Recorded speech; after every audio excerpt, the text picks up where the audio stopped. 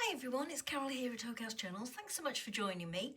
I just thought I'd do another little update on my Journal of Stitchery. So many of you have been showing an interest in it, emailing me asking what pages I'm going to be doing next and asking various questions about the threads and needle choices, etc. that I've been using and playing with doing this garden themed journal, that I thought as I finished another page I would just pop on camera and do another little quick update for you. So it'll be very short and sweet, but what I do promise is I'll pop some photographs at the end so that you can have a closer look at what I've been doing. So this was the last one you saw me working on, and I think when you saw it I'd just done the metalwork on the chairs and the stems for these two pieces on either side here. Now these are supposed to be wild roses, so I used a variegated green stroke lemon thread for the stems, and then I used a plain lemon slight variegation to the lemon thread for the actual rose blooms. Now for those I did what I know as whipped wheels, sometimes they're known as spider's wheels. Really easy stitch to do, just 5 straight prongs coming out from the center, and then you just weave your thread up and over them alternatively. Really easy, but it gives a really nice effect that looks so like roses. So I tried to vary the size of those just to give a bit more realism, if you will, to the roses that I was trying to create. And then I went in with a different coloured thread to do the leaves, and for that, or for those rather, I just did detached chain stitch, really easy stitches. For the grass, this time I just went in with various shades of green, and actually what I did was just random straight stitches. What else have I done? Oh yes, backstitch, split backstitch for the raffia on the chairs and also for the table. Now last time I mentioned that I thought I might go in and do a colour, a blue maybe, for these bits, because I wanted to pick up the blue that I was trying to achieve in this trellis that's on the wall. Now, as I mentioned, I've had a picture of, or an image in my mind's eye of shabby chic trellising woodwork that was bluey, creamy whites and fading and peeling paint, etc, etc. Now this was the nearest I could get to trying to create that, and I do have blues and various shades of brown and cream going through this, but when I actually tried using the same colour threads down here for these pieces, it just didn't look right. So I went for something that picked up the mid-range in the brown colour on the trellis, and went with the safe option. I also put in a little bit of brickwork on either side of the trellis, as you can see, and again in my favourite stitch, split back stitch. So nothing very difficult at all. As I keep mentioning, I sew in the evening when the telly's on, so I really don't want to be doing anything too complicated. I sew purely for the enjoyment of putting a needle through fabric, nothing more than that. So I can't do anything too complicated when I'm watching the television at night. So that's this piece finished, and what have I moved on to next? Well, you will probably have spotted this one off to one side. This is what I was doing, or the page I was doing previous to this one. So I went in and I decided that I would do the sister page to this one. So as you can see, I've made a start.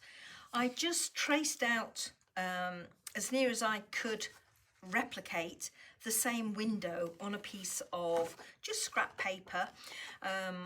Drew it out in pencil first, then went over it with a black pen, and then used that on a light box to trace it onto my fabric. And it's traced onto my fabric with a Frixion marker pen, and the Frixion pens are heat reactive, so as soon as you put any heat near the marks on the fabric that you've done, it just disappears. So you could use a hairdryer. I tend to just use an iron, put something over the top and just apply my heat that way through the cloth, and the line will disappear. So as you can see, I've gone in, I've made a start, I've got my thread attached here. I've made a start doing the shutters on either side. I've completed the outline of this one on the left hand side, and I now need to go in and do the little slats, but I'm still working on the outline on this right hand one. I can't tell you what thread colour I'm using. I know now that I've started stitching it's not identical to this, the colour I use for this one, but it's very close. So given that these are going to be sister pages, I'm quite happy that the colour is close enough. For the brown, I'm using, oh, this one is a DMC thread, by the way, and I worked this shutter in single strand of the DMC green working in split backstitch, just in case you're interested.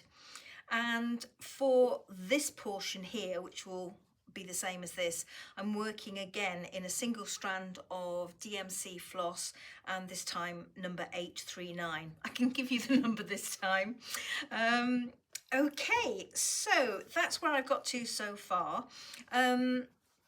I will come back to you when I finish the window or the outline of the window frame and show you some of the work that I'm going to do for the same sort of window box as I've got in the bike one here.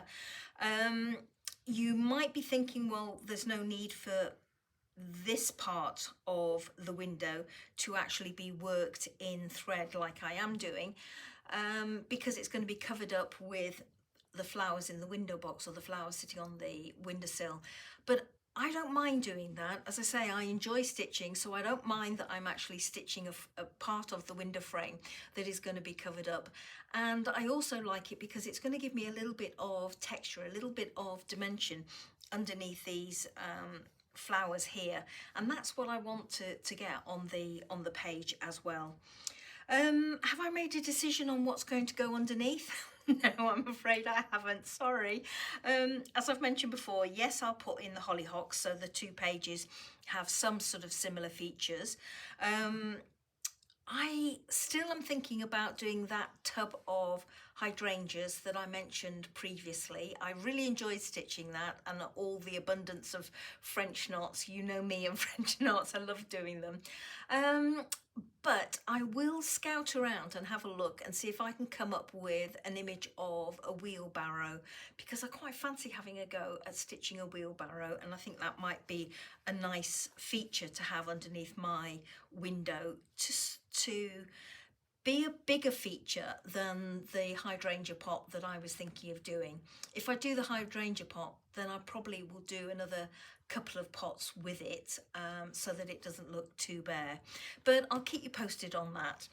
Okay, everybody, that's it. Short and sweet from me today. As I've mentioned, I'll put some photographs of this one at the end of the video, and I will pop back and see you as that other page is progressing. So until then, have a wonderful time, whatever you're doing, whatever your crafting is, just enjoy yourself. And as I say, see you soon. Bye-bye now.